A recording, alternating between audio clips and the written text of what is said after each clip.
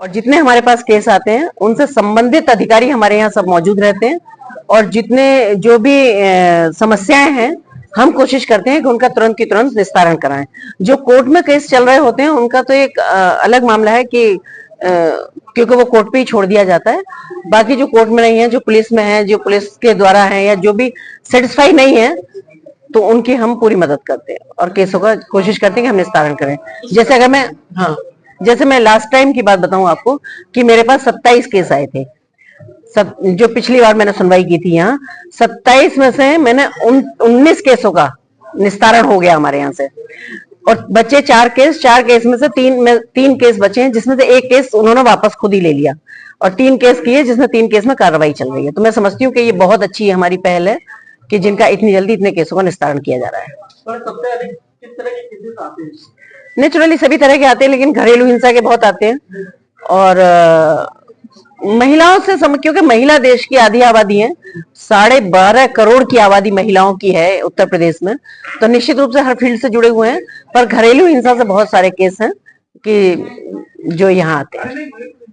Madam, जो आपने आदेश जारी किया था डीएम के लिए, उसमें क्या लगता है कि धरातल पे उतरता है या कोई रिस्पॉन्स आ रहा है? नहीं, देखिए उसमें बिल्कुल धरातल पे उतरेगा और उसका रिस्पॉन्स भी मिलेगा। एक्चुअली क्या है कि वहां जो वो चीजें थी, वहां अभी लोगों का माइंड ही सेट नहीं था कि हमें यहाँ महिलाएं भी रखनी चाहिए, तो हमने उनको थोड़ा टाइम दिया है।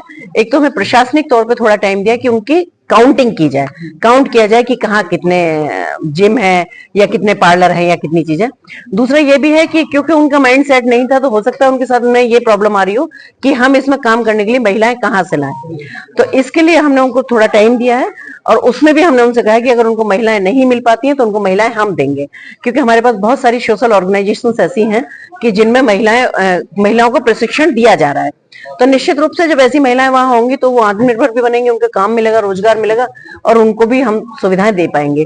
उसके बावजूद भी अगर प्रशिक्षित महिलाओं की कहीं कोई कमी आती है, तो हमने डिसाइड किया है कि हम ऑर्गेनाइजेशंस के थ्रू या हम जैसे भी कोशिश कर सकते हैं, तो हम इस तरह के कुछ और प्रशिक्षण केंद्र हम खोलेंगे, जिसके थ्रू हम महिला वहां से निकाल पाएंगे। तो इसलिए हमने थोड़ा टाइम दिया हुआ है।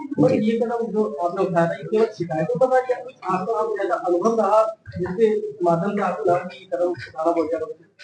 देखिए, शिकायतें तो है ही, और आप ही जैसे लोगों के माध्यम से मुझे बहुत शिकायतें रोज मिलती हैं। ऐसा नहीं है, जिम के बारे में अगर बात की जाए तो आप सबने भी इतना बड़ा छापा, इतनी बड़ी बड़ी स्टोरियां उस पर लिखी हुई हैं, तो ये कोई नई चीज नहीं है। और हम सब लोग सामाजिक लोग हैं, प्रैक्टिकली भी अगर देखा जाए तो ये चीज है। दूसरा एक ये भी है कि महिलाओं की सुविधाओं के साथ साथ हम महिलाओं को आत्मनिर्भर बनाने की भी बात कर रहे हैं, महिलाओं को रोजगार देने की बात कर रहे हैं। अगर आप आगरा में बैठे, अगर आगरा की भी बात की जाए, बहुत कम संख्या में बताऊंगी कि अगर यहाँ 100 जिम भी होंगे, अगर 100 में हम 2-2 महिलाओं को भी वहां कर देते हैं, तो हम 200 महिलाओं को आत्मनिर्भर बना पाएंगे। तो एक ये भी है। दूसरा ये है कि जिन महिलाओं को असुविधा है या जो महिलाएं नहीं चाहती हैं कि हम पुरुष ट्रेनर के साथ ट्रेनिंग लें, तो उनके लिए एक ऑप्शन के तौर पर भी वहां महिला उपलब्ध रहेगी। Thank you.